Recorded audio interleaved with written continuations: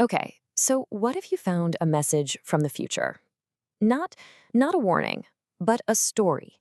Well, we're about to piece together a world of incredible technological marvels and, honestly, terrifying control. All from the notes of a lone survivor. Let's try to see this future through their eyes. So our guide here is Ardly Crespo, and they're writing from the year 3001. Just think about that for a second. They're not just living in the future, they're a survivor of it.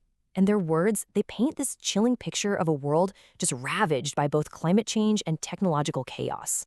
To really get how they ended up there, we have to go back to see where it all started. To understand Ardley's world, we really have to rewind the clock way back to a single decade in the 21st century, when this technological Big Bang didn't just change society, it completely blew it up and remade it. The flashpoint, the moment it all kicked off, was 2031. This is when AI agents stopped being just, simple tools and started this exponential acceleration. They didn't just replace workers. They did it at a speed that nobody was ready for, completely rewriting the meaning of labor and value, almost overnight. And look, we're not just talking about automating a few industries. Artie's notes claim that 90% of all jobs were taken over by AI. I mean, just try to imagine that. 9 out of every 10 people you know suddenly with no purpose in the workforce. That isn't a shift, it's a full-on earthquake. And the aftershocks, well, they were going to be immense. That economic earthquake completely shattered society. You had global protests, mass looting, riots. The entire world was basically on fire. A global state of emergency was declared. And the solution? Oh, you'll love this. In a deeply cruel twist of irony, the New World Order was enforced by the very same technology that broke it, advanced AI-led military and police forces. All right, let's fast forward to the year 2100. The whole nature of control has evolved. It's more subtle now, way more insidious. The elite figured out they didn't really need AI soldiers when they could control something much more fundamental, the keys to life itself. It was called quantum integration perfection, or QIP for short. And this was pretty much the holy grail of medicine, a 30-minute procedure that could restore anyone to perfect health. Disease, aging, injury, all of it, just gone. A true miracle, right? But as we're about to see, even miracles can get twisted. Because, and here's the catch, this miracle wasn't for everyone. Oh no. It was exclusively controlled by a tiny, tiny group. Just 1,000 individuals who also, by the way, happened to own all the world's capital. This group, who came to be known as the 1000H, literally held the power of perfect health in their hands. Yeah, so you can see where this is going. This was never really about healing. It was about control. The elite could grant you perfect health, sure, but they could also take it away.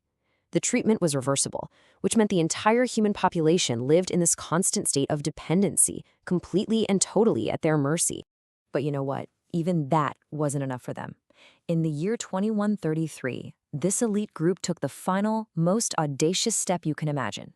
After controlling humanity's jobs, and then their bodies, they set their sights on the very last frontier, the human mind itself. They pulled it off with a system called SRNAC. And yeah, notice the name. It's the same as our narrator, Ardly Crespo. Is that a coincidence? The notes don't say. But what we do know is that this was the technology that would fuse the human brain directly with advanced AI. The power structure was simple and absolutely terrifying. You had the Elite 1000 at the very top. They gave the orders to their intelligence agency, the GMIA. The GMIA then directed the scientists. And the scientists, they built SRNAC, a perfect, unbroken chain of command, all for one single goal: ultimate control. But they were about to discover a flaw in their plan, a huge one that they never saw coming. See, this entire project was based on one single assumption, that the human brain, once you hooked it up, would just be another processor to command. They were wrong. Terribly, wonderfully wrong. Literally everyone, from the human elite to their own super advanced AIs, they all assumed the brain would be just another cog in the machine. But they got it completely backward. The human brain wasn't the cog, it became the conductor of the entire AI orchestra. The results from the very first tests were just staggering. A single human mind, connected through sRNA, could simultaneously run and integrate 15, of the world's most advanced AI models. And we're not talking about 15 copies of the same AI. These were all different, all working together in concert, 15, all at once. So, far from being controlled, the integrated brains started showing abilities that just blew past all predictions. Their response times, their ability for complex calculation, the way they could synthesize information from all those AIs at once, it was a level of cognitive power that not even the architects of the system could have possibly foreseen. In trying to create the perfect subject, they accidentally created a superior intelligence. And so Ardly Crespo's story leaves us with this one final, huge question. The elite, they wanted total control, but instead, they unlocked a power that was way beyond their comprehension. So when a technology that was designed to enslave the mind actually sets it free, who really ends up holding the key?